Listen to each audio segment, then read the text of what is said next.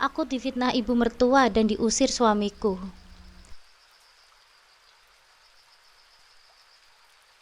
Assalamualaikum sahabat Bunda. Semoga Allah selalu memberikan kesehatan dan kebahagiaan untuk kita semua.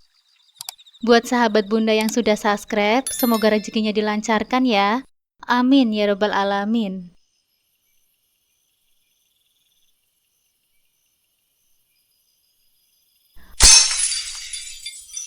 Mas, kamu mau apa? Kenapa nggak bilang sama aku? Tanyaku sambil buru-buru membersihkan pecahan gelas yang jatuh. Mas Nando baru saja menjatuhkannya ketika mencoba mengambil air tanpa memintaku terlebih dahulu. Aku hanya ingin minum, tapi ternyata aku sudah nggak bisa melakukan ini sendiri lagi. Jawab Mas Nando dengan suara pelan, nadanya penuh keputusasaan.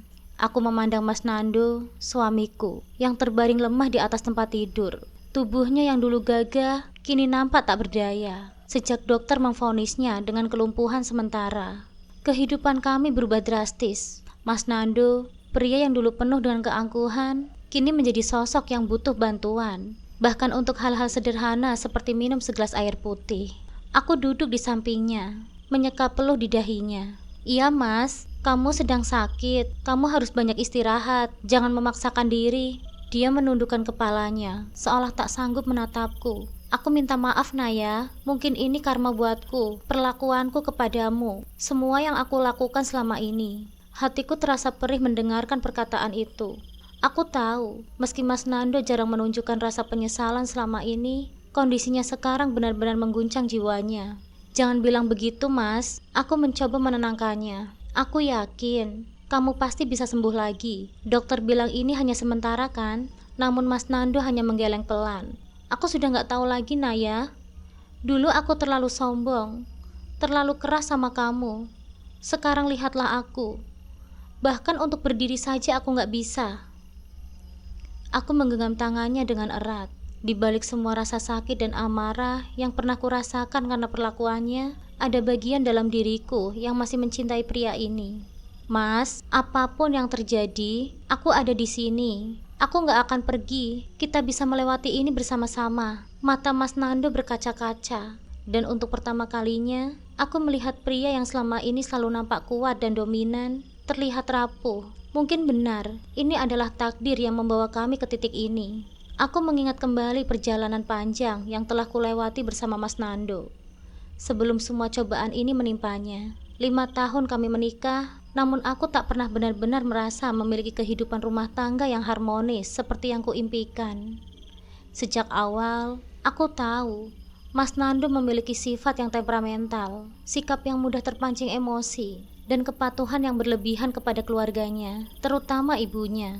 Aku sudah melihat tanda-tanda ini, bahkan ketika kami masih pacaran. Tapi saat itu, aku dibutakan oleh cinta. Mas Nando selalu mengatakan bahwa setelah menikah, dia akan berubah. Janji-janji manis itu selalu terdengar meyakinkan, hingga aku memilih untuk percaya. Namun sekarang, 5 tahun kemudian, janji-janji itu terasa kosong. Kata-kata yang pernah ia ucapkan hanya menjadi angin lalu yang tak pernah lagi bermakna. Sepertinya perubahan yang ia janjikan itu tak pernah terjadi. Dan aku tetap berdiri di tengah badai sifatnya yang kasar dan tidak terkendali.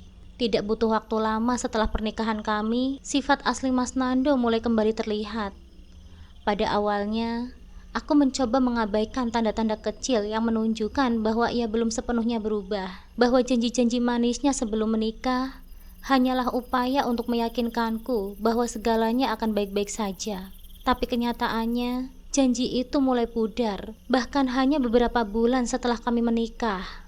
Saat itu, kami memutuskan untuk tinggal bersama ibunya. Aku memahami situasinya. Ibu Mas Nando sudah tua dan tinggal sendirian setelah ayahnya meninggal 2 tahun yang lalu. 2 kakak perempuan Mas Nando sudah menikah dan tinggal bersama suaminya masing-masing, meninggalkan tanggung jawab untuk merawat ibu di pundak Mas Nando. Sebagai istri, aku pun merasa ikut bertanggung jawab, meski dalam hatiku ada keraguan tentang bagaimana rasanya tinggal bersama mertua. Aku mencoba bersabar. Aku sadar, keluarga adalah bagian penting dari pernikahan. Dan aku ingin melakukan yang terbaik untuk merawat ibunya. Namun kenyataannya ternyata lebih sulit dari yang kubayangkan. Selama tinggal bersama ibu mertua, aku mulai merasakan beban yang perlahan-lahan menekan hatiku. Setiap kali Mas Nando pergi bekerja, aku tinggal berdua saja di rumah dengan ibu mertua. Awalnya, aku berusaha memahami dan menyesuaikan diri dengan kebiasaan ibu mertuaku. Bagaimanapun, ia adalah seorang wanita tua yang sudah kehilangan suaminya dan tentu saja merasa kesepian. Aku ingin menjadi pendamping yang baik, mencoba memahami rasa kehilangan dan kekosongan yang ia rasakan. Namun lama-kelamaan, perselisihan kecil mulai terjadi. Mulai dari masakan yang terlalu dikritik karena katanya tidak sesuai dengan selera ibu mertua, cara mencuci pakaian yang dianggap salah, hingga tata cara mengurus rumah yang tak pernah sesuai dengan standar yang ia inginkan. Hal-hal sepele yang mungkin tidak perlu dipermasalahkan, berubah menjadi sumber ketegangan di antara kami. Setiap kali aku melakukan sesuatu, selalu ada yang salah di matanya. Setiap hari terasa seperti ujian yang semakin berat. Aku sering menangis dalam diam, merasa sangat tertekan. Setiap kali Mas Nando pulang bekerja, aku berusaha tidak menunjukkan rasa sakit di hatiku, takut memperkeruh suasana. Namun ketika aku mencoba berbicara tentang apa yang kurasakan, respon Mas Nando selalu sama. Dia membela ibunya tanpa berpikir dua kali. "Sudahlah Naya, ibu memang seperti itu. Kamu harus lebih sabar lagi," katanya. Setiap kali aku mencoba mengutarakan keluhanku, kata-kata itu selalu mengiris hatiku. Aku sudah berusaha sabar, sangat sabar, tapi aku manusia biasa. Ada batasnya ketika semua usaha baikku hanya dianggap angin lalu. Saat ibu mertua mengkritikku di depan Mas Nando, dia hanya diam. Tidak pernah sekalipun dia membelaku, atau setidaknya mencoba meluruskan keadaan. Aku merasa seperti orang luar di rumah yang seharusnya menjadi tempatku merasa aman dan diterima. Pernah suatu hari, setelah pulang dari pasar, aku memasak makanan kesukaan Mas Nando. Aku berharap setidaknya dengan membuat makanan favoritnya, dia bisa melihat betapa aku berusaha keras untuk menjaga keharmonisan di rumah ini. Tapi saat makanan itu tersaji di meja makan, ibu mertuaku hanya menatapnya dengan tatapan penuh cemoohan.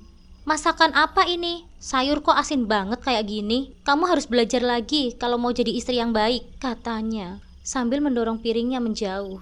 Aku terdiam. Aku tak tahu harus merespon bagaimana. Rasanya seperti semua usaha yang aku lakukan sia-sia.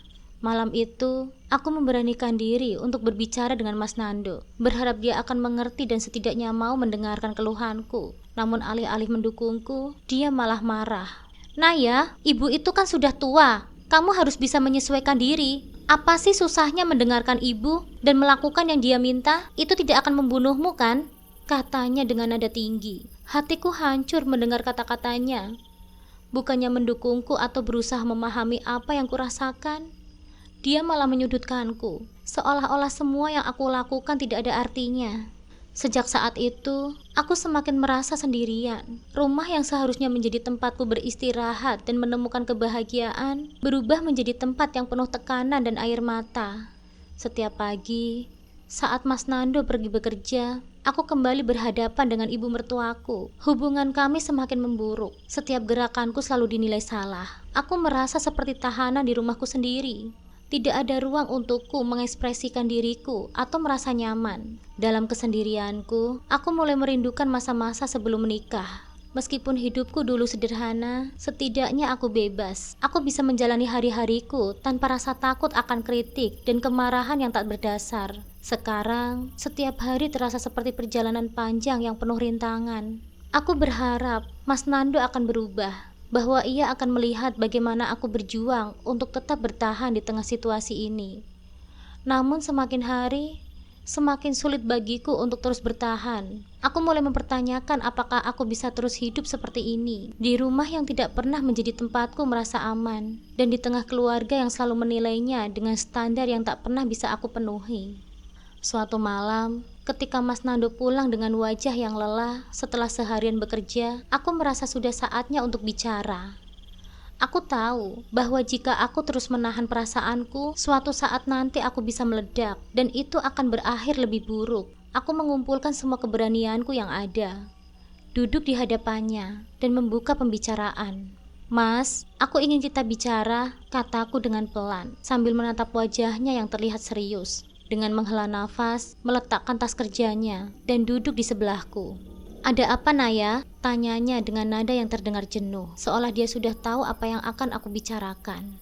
Aku merasa aku semakin sulit tinggal di rumah ibu, Mas. Lanjutku dengan nada hati-hati. Aku sudah berusaha keras untuk memahami situasi ini, tapi aku merasa tak pernah bisa memenuhi harapan ibu. Setiap hari, aku selalu disalahkan. Apapun yang aku lakukan, aku merasa tertekan, dan itu mempengaruhi hubungan kita, Mas.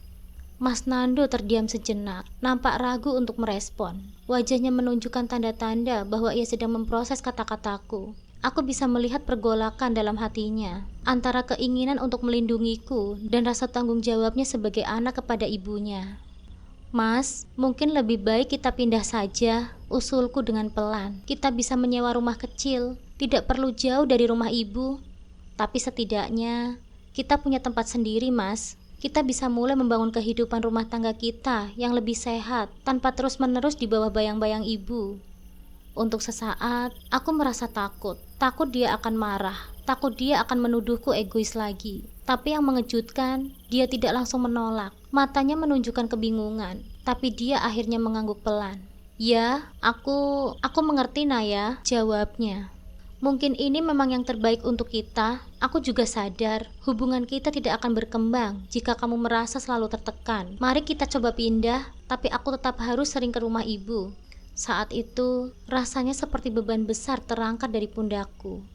Aku merasa lega, seolah-olah ada harapan baru yang terbuka untuk kami.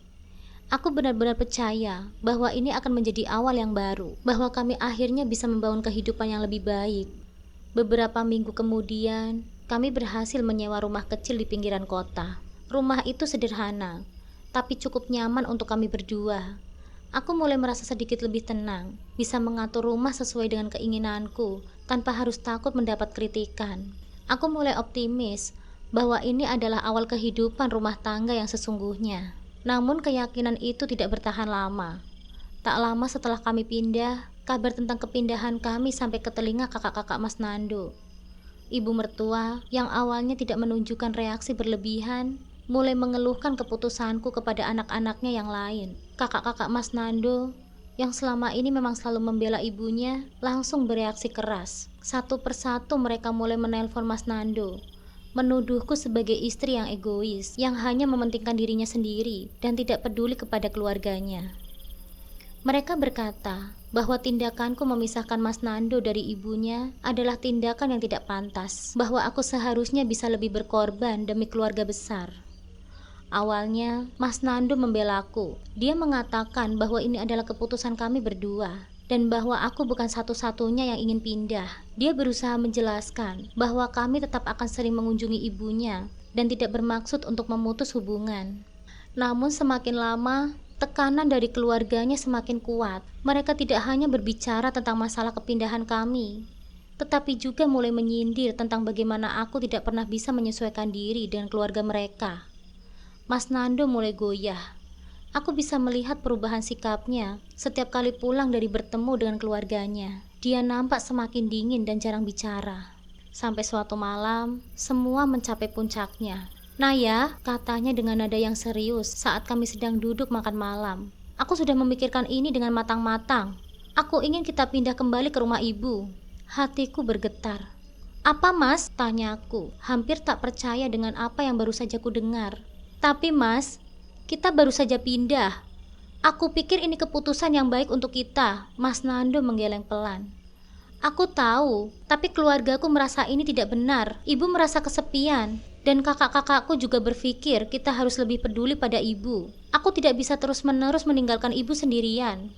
Aku menatapnya, perasaan kecewa dan marah mulai bercampur dalam dadaku. Mas, aku tidak pernah melarangmu untuk bertemu dengan ibumu. Kita masih sering kesana kan, Mas? Tapi tinggal bersama ibu lagi, aku tidak sanggup, Mas. Dia menatapku dengan tatapan yang sulit kuartikan, lalu mendesah dalam-dalam. Kenapa justru kamu yang egois seperti itu, Naya? Jadi, kamu lebih memilih tinggal terpisah dan membuat ibu semakin merasa ditinggalkan. Aku terdiam, rasanya seolah-olah semua usaha dan pengorbananku selama ini tidak ada artinya di matanya. Aku telah mencoba menjadi istri yang baik, berusaha menjaga hubungan dengan ibu mertuaku, meskipun itu sangat sulit. Tapi sekarang, aku dituduh egois karena kami ingin punya rumah sendiri. Mas, aku sudah berusaha, kataku akhirnya. Suaraku gemetar. Aku sudah mencoba yang terbaik untuk menyesuaikan diri, Mas. Tapi aku juga butuh ruang. Aku butuh kebebasan untuk bisa menjadi istri yang baik untukmu, tanpa terus-menerus merasa ditekan oleh ibumu. Mas Nando menggeleng. Udahlah Naya, kamu tidak usah banyak bicara lagi. Keputusan sudah aku buat, kita kembali ke rumah ibu. Meskipun dengan berat hati aku menyerah. Kami kembali ke rumah ibu mertua. Dan aku tahu ini hanya akan memperburuk situasi. Dan benar saja, setelah beberapa bulan tinggal bersamanya lagi, sifat ibu mertuaku masih tetap sama. Bahkan saat itu aku hamil. Ibu mertuaku kembali mengatur segala hal dalam hidupku. Mulai dari apa yang boleh aku makan, bagaimana merawat diri selama kehamilan, hingga hal-hal kecil tentang keperluan aku dan calon bayiku. Aku merasa tercekik, tapi apa yang bisa aku lakukan? Aku sudah mencoba melawannya, mencoba memperjuangkan hakku untuk memiliki rumah tangga yang mandiri. Tapi semuanya sia-sia. Kini aku hanya bisa berharap bahwa kehamilanku setidaknya bisa menjadi alasan untuk mempertahankan pernikahan ini. Meskipun aku tahu di dalam hatiku, aku semakin merasa terperangkap dalam situasi yang tak kunjung membaik. 9 bulan telah berlalu, dan kini hari di mana aku melahirkan anak pertamaku. Tangisan bayiku dari ruang bersalin membuat aku meneteskan air mata. Seorang putri kecil lahir dengan selamat. Bayi itu kami beri nama Nabila. Kehadiran Nabila ke dalam kehidupan kami membawa secercah kebahagiaan yang tak terbantahkan. Aku melihat pancaran kebahagiaan di wajah Mas Nando, seolah-olah melupakan sejenak segala masalah di antara kami. Selama beberapa saat, aku juga membiarkan diriku larut dalam kebahagiaan ini, merasakan bagaimana akhirnya ada sesuatu yang indah lahir dari pernikahan kami yang penuh dengan liku. Mas Nando terlihat begitu bahagia. Setiap hari, dia pulang membawa perlengkapan bayi, pakaian lucu, mainan, bahkan botol susu yang baru saja diluncurkan di pasar. Dia seolah-olah berusaha menjadi ayah yang sempurna, selalu ingin memastikan bahwa Nabila mendapatkan yang terbaik. Tangannya yang kasar karena pekerjaan sehari-hari tiba-tiba berubah menjadi lembut saat menggendong putrinya itu. Cara dia menatap Nabila dengan penuh cinta dan perhatian membuatku merasa iri. Namun kebahagiaan itu terasa semu bagiku. Di satu sisi, aku merasa Mas Nando benar-benar berubah menjadi ayah yang penuh perhatian. Tapi di sisi lain, sikapnya padaku tidak pernah benar-benar berubah. Bahkan rasanya semakin memburuk. Seolah-olah kehadiran Nabila memberikan dia alasan untuk lebih mengabaikanku. Kasih sayang yang ia tunjukkan kepada putri kecil kami sama sekali tidak diimbangi dengan sikap baiknya kepadaku. Aku sering merasa seolah-olah aku hanyalah bayangan di dalam rumah tangga ini, sosok yang tak lagi berarti. Masalah ini mulai terlihat semakin jelas ketika kami kembali dari rumah sakit. Ibu mertuaku langsung mengambil alih segala hal yang berkaitan dengan Nabila. Dia mengatur cara merawat bayi, menginstruksikan apa yang harus aku makan selama masa menyusui, bahkan menentukan jam tidur Nabila. Saran-sarannya seolah menjadi perintah yang tak terbantahkan. Mas Nando mendukungnya sepenuhnya, mengatakan bahwa ibunya lebih berpengalaman dan tahu apa yang terbaik. Dalam hatiku, aku merasa tidak berdaya. Bukankah aku juga ibu dari Nabila? Mengapa setiap keputusan harus diserahkan kepada ibu mertuaku? Waktu berlalu, dan aku semakin merasa seperti tamu di rumahku sendiri. Setiap kali aku mencoba melakukan sesuatu untuk Nabila, ibu mertuaku akan mengkritik atau memperbaiki caraku dengan komentar yang menyakitkan. Naya, kamu tidak boleh seperti itu, nanti Nabila bisa masuk angin, katanya dengan nada yang menggurui. Setiap kali aku mencoba mengungkapkan perasaanku, Mas Nando selalu menganggapku berlebihan. Dia semakin jarang menghabiskan waktu denganku, dan setiap malam dia hanya fokus kepada Nabila. Aku tidak tahu apa yang aku lakukan salah, Mas, kataku suatu malam ketika kami sedang duduk di ruang tamu. Nabila sudah tertidur di kamar. Aku berusaha menjadi istri yang baik, ibu yang baik, tapi kenapa rasanya semuanya salah di matamu? Mas Nando menatapku sebentar sebelum menghela nafas. Kamu itu terlalu sensitif, Naya. Ibu hanya ingin yang terbaik untuk Nabila. Begitu juga aku. Kamu harus belajar untuk lebih menerima nasihatnya. Bukan itu masalahnya, Mas, jawabku, berusaha menahan tangis. Aku juga ingin yang terbaik untuk Nabila, tapi aku merasa seperti tidak diizinkan menjadi ibu yang sebenarnya. Mas Nando tidak menjawab, hanya berdiri dan berjalan ke kamar, meninggalkanku duduk di sana dengan perasaan hampa. Ini bukan pertama kalinya dia mengabaikan perasaanku. Dan aku tahu ini juga bukan yang terakhir. Seiring waktu, keadaan semakin memburuk. Setiap tindakan yang kulakukan selalu salah di matanya. Bahkan hal-hal kecil seperti cara aku mencuci pakaian Nabila atau menyiapkan makan malam untuk Mas Nando menjadi alasan untuk kemarahannya. Setiap dia marah, dia tidak segan-segan melontarkan kata-kata tajam yang menghancurkan hatiku. Namun di depan Nabila, dia selalu menjadi sosok ayah yang penuh kasih. Hal ini membuatku semakin terisolasi dan merasa tidak dianggap. Aku mulai menyadari, perhatian dan cinta yang dulu kuharapkan dari Mas Nando mungkin sudah hilang. Nabila menjadi pusat dunianya, dan aku hanyalah pelengkap yang tak lagi penting. Aku mencintai putri kami dengan sepenuh hati, tapi kehadirannya juga membuatku semakin sadar bahwa cinta yang ada di antara aku dan Mas Nando sudah retak dan hampir tak bisa diperbaiki lagi. Malam-malamku diisi dengan air mata, menahan perasaan sakit yang kian mendalam. Aku sering berbisik dalam hatiku, berharap Mas Nando akan menyadari perasaanku, menyadari bahwa aku juga butuh cinta dan perhatian seperti halnya Nabila. Namun setiap harapan itu selalu berujung pada kekecewaan. Perlahan tapi pasti, aku mulai menyadari bahwa meskipun Nabila membawa kebahagiaan bagi Mas Nando, kehadirannya justru menjadi awal dari keterasinganku dalam pernikahan ini. Aku bukan hanya kehilangan suamiku, tapi juga mulai kehilangan diriku sendiri. Aku hanya bisa berharap suatu hari nanti Mas Nando akan sadar bahwa keluarganya tidak hanya terdiri dari Nabila, tapi juga ada aku, istrinya, yang selama ini telah berusaha sekuat tenaga untuk mempertahankan pernikahan kami meskipun dilanda badai yang besar. Hari itu awalnya berjalan seperti biasanya. Pagi-pagi sekali, aku sudah mengurus Nabila dan memastikan semua keperluan rumah tangga beres sebelum aku meminta izin kepada ibu mertuaku untuk bertemu dengan teman-temanku. Mereka adalah teman-teman lama dari kerjaku dulu, dan kami sedang membahas rencana untuk memulai bisnis kecil-kecilan bersama. Aku tahu, ibu mertuaku mungkin tidak menyukai idenya, tapi saat aku mengutarakan niatku, dia mengangguk setuju. "Pergilah, toh kamu juga jarang keluar rumah," katanya dengan nada dingin. Aku merasa sedikit lega mendengar persetujuannya, walau tetap merasa ada yang tidak beres dalam nadanya. Tanpa banyak pikir, aku langsung pergi. Pertemuan dengan teman-temanku berjalan lancar, dan rasanya menyegarkan bisa berbicara tentang hal-hal yang berbeda dari rutinitas rumah tangga yang semakin mengekangku. Aku berharap setelah hari ini, Mas Nando akan mengerti bahwa aku juga butuh ruang untuk tumbuh dan berkembang. Bukan hanya sebagai ibu dan istri, tetapi juga sebagai individu yang memiliki impian dan tujuan. Namun saat aku pulang, suasana di rumah berubah drastis. Mas Nando berdiri di depan pintu dengan ekspresi yang tak pernah kulihat sebelumnya. Campuran kemarahan dan kekecewaan yang membara. Sebelum aku sempat bertanya apa yang terjadi, tiba-tiba tangannya melayang, menampar wajahku dengan keras. Suara tamparan itu bergema di ruang tamu, seolah menyadarkan bahwa apa yang telah terjadi tidak mungkin hanya sebuah mimpi buruk. "Kenapa kamu tega melakukan ini padaku, Naya?" teriaknya. Suaranya penuh kemarahan, matanya merah, menatapku dengan kebencian yang tak pernah kutemui sebelumnya.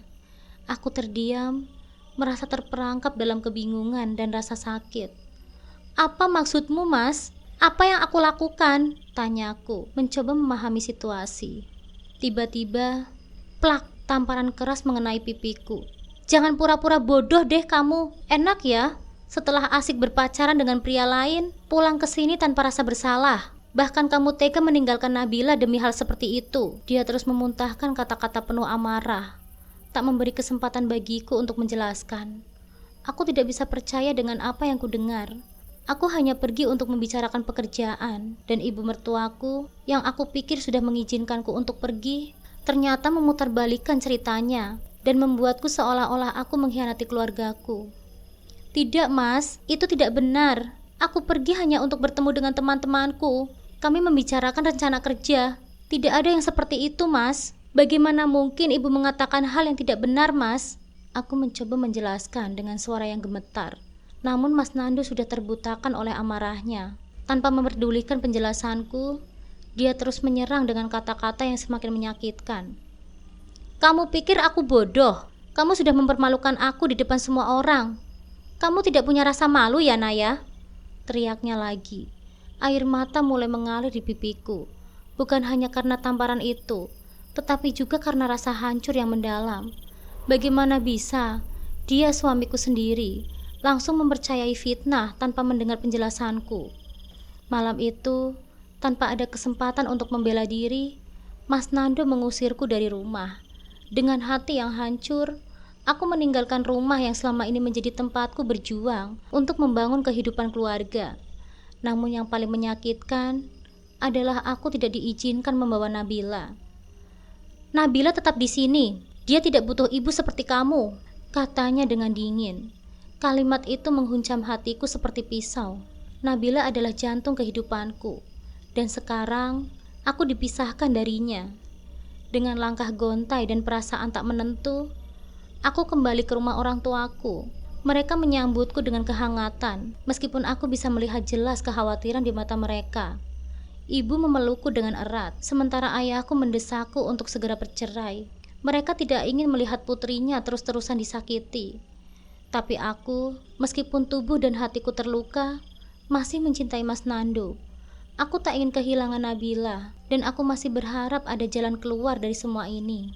Namun harapan itu perlahan-lahan pudar ketika aku melihat media sosial Mas Nando keesokan harinya. Di sana, ia menuliskan berbagai hinaan tentang diriku. Dasar istri yang tidak tahu malu, tega meninggalkan anak demi bersenang-senang dengan pria lain, tulisnya. Aku seolah tidak percaya, pria yang pernah berjanji akan mencintaiku selamanya kini menghancurkanku di depan semua orang. Komentar dari teman-temannya mengalir, penuh hinaan dan kebencian terhadapku. Mereka mengutukku, padahal mereka sama sekali tidak tahu apa yang sebenarnya terjadi. Aku menangis sepanjang malam, merasa benar-benar kehilangan segalanya. Kehormatanku, rumahku, suamiku, dan yang paling penting, Nabila. Aku ingin membela diriku, ingin mengatakan kepada dunia bahwa semua ini adalah kebohongan. Tapi aku tidak punya kekuatan untuk melawan fitnah yang sudah menyebar begitu luas. Semakin hari, rasanya seperti seluruh duniaku runtuh. Setiap kali aku berpikir tentang Nabila, dadaku terasa sesak. Aku merindukannya, suaranya, senyumannya, sentuhan lembut tangannya. Tapi kini, aku bahkan tidak tahu kapan aku bisa bertemu dengannya lagi. Rasanya aku terkunci dalam mimpi buruk yang tak berujung, dengan ibu mertuaku sebagai dalang dari semua ini, dan Mas Nando yang dengan mudahnya mempercayai kebohongannya. Malam demi malam, aku hanya bisa berdoa, berharap ada keajaiban yang bisa mengembalikan hidupku. Tapi di sudut hatiku, aku mulai bertanya-tanya, apakah cinta yang selama ini aku pertahankan benar-benar layak diperjuangkan, ataukah aku hanya memperpanjang penderitaanku sendiri? Hidupku semakin terasa hampa sejak hari itu, saat aku dipisahkan dari Nabila. Setiap malam, pikiranku dipenuhi dengan bayangan tentang Nabila. Aku merindukan senyumannya, gelak tawanya, bahkan tangisannya yang membuat hari-hariku terasa bermakna. Namun kini, hanya kesunyian yang menemaniku. Setiap hari aku berharap ada keajaiban yang akan mengembalikan Nabila ke pelukanku. Tapi sepertinya dunia justru memberikan kejutan yang lebih menyakitkan. Suatu sore, ketika aku sedang duduk di ruang tamu rumah orang tuaku, sebuah pesan singkat dari salah satu temanku datang. "Kamu sudah dengar soal Ayu?" tulisnya. Seketika itu juga, perutku terasa mual. Nama Ayu, meski sudah lama tidak kudengar, selalu berhasil membangkitkan kenangan yang tidak ingin kuingat. Dia adalah masa lalu Mas Nando, mantan kekasih yang dulu selalu menjadi bayang-bayang dalam hubungan kami. Meski Mas Nando meyakinkan bahwa hubungannya dengan Ayu telah lama berakhir, rasa curiga dan cemburu terkadang muncul tanpa diundang. Aku cepat-cepat membalas pesan itu, ingin tahu lebih lanjut apa yang sedang terjadi. "Aku dengar sekarang Ayu sering datang ke rumah Nando, katanya dia membantu merawat Nabila," balas temanku. Seketika dunia di sekitarku terasa berputar. Aku merasakan sakit yang begitu dalam, lebih tajam dari rasa sakit yang aku alami ketika diusir dari rumah. Ayu merawat Nabila? Bagaimana bisa? Mas Nando membiarkan hal itu terjadi. Aku tidak bisa menahan diriku. Tanpa pikir panjang, aku menelpon teman lain yang lebih dekat dengan keluarga Mas Nando untuk mencari kepastian. Suaranya terdengar canggung ketika dia mengangkat telepon. Iya Naya, Ayu sekarang sering ada di sana. Dia tinggal di rumah itu beberapa hari dalam seminggu. Nando bilang, Ayu membantu menjaga Nabila karena kamu sudah pergi, katanya. Berusaha selembut mungkin. Tanganku gemetar saat mendengar penjelasannya. Sakit yang kurasakan begitu dalam, seolah-olah hatiku dirobek berkeping-keping. Bagaimana bisa Mas Nando membawa mantan kekasihnya ke rumah, merawat anakku, seakan-akan aku tak lagi berarti apa-apa. Apa yang dia katakan kepada Ayu, bahwa aku istri yang tak bertanggung jawab, yang meninggalkan rumah dan anaknya. Apakah Ayu melihat ini sebagai kesempatan untuk kembali ke kehidupan Mas Nando dan mengambil posisiku? Apalagi posisi Ayu saat itu sudah janda. Malam itu, aku tak bisa tidur. Pikiranku terus dipenuhi oleh bayangan Ayu yang mengambil alih peranku sebagai ibu dari Nabila, bahkan mungkin sebagai istri dari Mas Nando. Padahal, kami belum bercerai. Esok harinya, aku mendengar kabar yang lebih menyakitkan. Salah seorang tetangga rumah ibu mertuaku yang masih peduli padaku menelpon dengan suara yang penuh simpati. Naya, aku nggak tahu bagaimana cara menyampaikannya, tapi aku merasa kamu harus tahu. Sepertinya Nando dan Ayu semakin dekat saja. Aku melihat mereka beberapa kali bersama Nabila di taman, dan mereka nampak seperti keluarga kecil yang bahagia. Kata-kata itu menghantamku seperti petir di siang bolong. Seakan-akan aku tak ada artinya lagi di mata mereka. Mas Nando, yang dulu berjanji akan memperjuangkan rumah tangga kami, kini malah memberikan ruang untuk Ayu masuk kembali ke dalam kehidupannya. Dan Nabila, anakku, kini berada di bawah asuhan perempuan yang pernah menjadi kekasih suamiku. Rasanya seperti mimpi buruk yang tak kunjung berakhir. Aku mencoba menenangkan diriku dan berpikir jernih. Aku ingin bertanya langsung kepada Mas Nando, tapi aku tahu percuma. Hubungan kami sudah terlalu hancur. Aku tak lagi memiliki kekuatan untuk menghadapi kemarahannya atau fitnah dari ibu mertuaku yang terus-menerus merusak kepercayaan Mas Nando kepadaku. Namun membiarkan Ayu berada di dekat Nabila membuatku gila. Bagaimana mungkin aku, ibu kandungnya, dikesampingkan begitu saja? Dalam kebingungan dan rasa sakit yang semakin menyesakkan, aku mulai mempertanyakan semuanya. Apakah ini akhir dari semua harapanku? Apakah Mas Nando benar-benar akan menjadikan Ayu sebagai bagian dari kehidupan Nabila?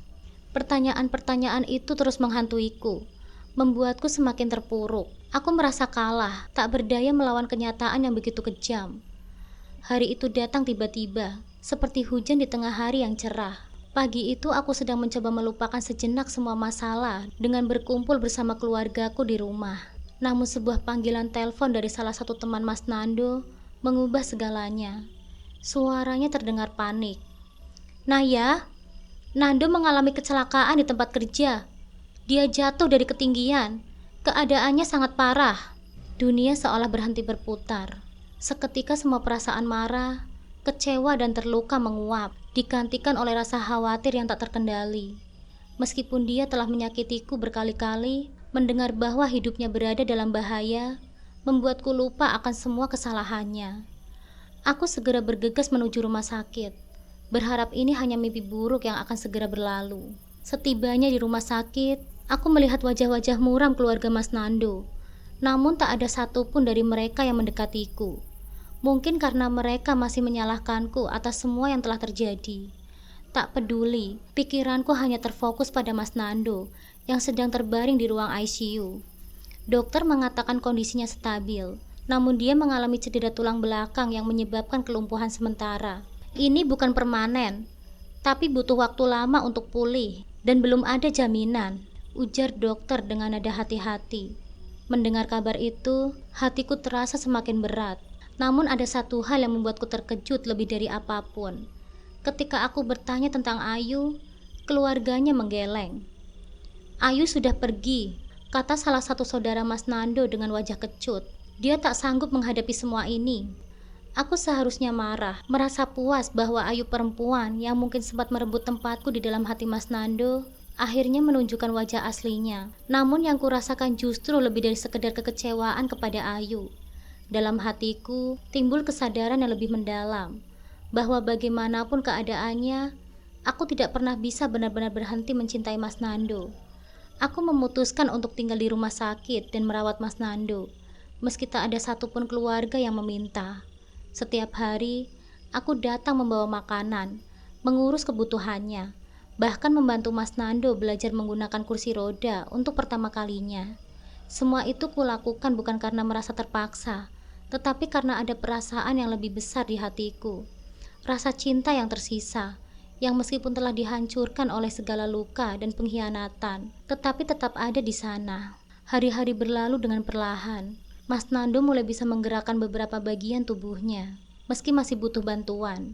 Tapi selama proses itu, aku merasakan perubahan dalam dirinya. Dia tidak lagi mudah marah. Setiap kali aku membantunya duduk atau berbaring, dia hanya menatapku dalam diam, seolah ingin mengucapkan sesuatu yang tak terucapkan. Mungkin dia merasakan rasa bersalah atas apa yang telah dia lakukan kepada aku selama ini. Atau mungkin juga dia mulai menyadari betapa pentingnya kehadiranku. Suatu malam, ketika kami hanya berdua di kamar rumah sakit, Mas Nando memecahkan kesunyian. "Naya," katanya dengan lirih, "kenapa kamu masih ada di sini? Setelah semua yang aku lakukan, kenapa kamu tidak meninggalkan aku seperti Ayu?" Pertanyaan itu membuat dadaku terasa sesak. Aku terdiam sejenak, mencoba menata kata-kata yang tepat. "Mas," kataku dengan pelan, "aku pernah berjanji untuk mendampingimu dalam suka dan duka. Meskipun hatiku pernah terluka, aku tidak bisa membiarkanmu sendirian saat kamu membutuhkanku." Dia terdiam. Air mata perlahan mengalir di pipinya. Itu adalah pertama kalinya aku melihat Mas Nando menangis. Aku tahu, meski tanpa kata-kata, dia sedang menyesali segalanya, kesalahannya kepadaku, keputusan buruknya, dan mungkin juga bagaimana dia membiarkan Ayu kembali ke dalam kehidupannya. Dalam hatiku, aku mulai merasakan sedikit rasa lega. Mungkin ini adalah titik balik yang selama ini aku tunggu. Meski begitu, aku tidak berharap perubahan besar akan terjadi dalam sekejap. Aku tahu proses penyembuhan baik secara fisik maupun emosional akan membutuhkan waktu yang panjang. Namun melihat bagaimana Mas Nando perlahan-lahan kembali memperlihatkan sisi lembutnya yang dulu membuatku jatuh cinta, aku merasa optimis. Bukan berarti semua luka bisa hilang begitu saja, tapi perjalananku merawat Mas Nando memberikan ruang untuk refleksi. Aku mulai belajar untuk memaafkan, bukan hanya untuk Mas Nando, tetapi juga untuk diriku sendiri. Aku menyadari bahwa dalam sebuah hubungan, terkadang ada momen di mana kita harus merelakan ego, mengesampingkan luka lama, dan memberikan kesempatan kedua untuk membangun kembali apa yang telah hancur. Malam itu, ketika aku menatap wajahnya yang tertidur lelah, aku berbisik pada diriku sendiri.